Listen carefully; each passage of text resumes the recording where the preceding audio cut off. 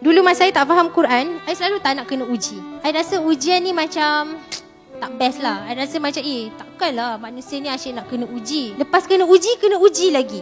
Baru macam bernafas ni ada lagi ujian. Subhanallah, dulu saya tak faham Quran.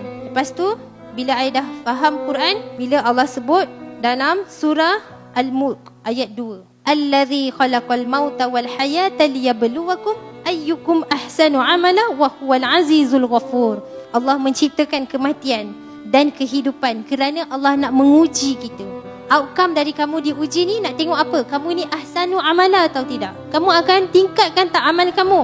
Allah nak naikkan darjat kita. Allah nak bagi kita naik lagi. Jadi jangan takut kalau diuji. La yukallifullahu nafsan illa wus'aha. Kamu takkan diuji dengan sesuatu yang kamu tak boleh bawa. So it means when Allah look at you, Allah tahu ini sesuai untuk orang ni. Bagi dia ujian ni sebab ini yang paling sesuai dan dia mesti boleh lalui. Dulu I pernah pergi Ustaz Mizi punya talk. Dan sampai sekarang I ingat benda ni.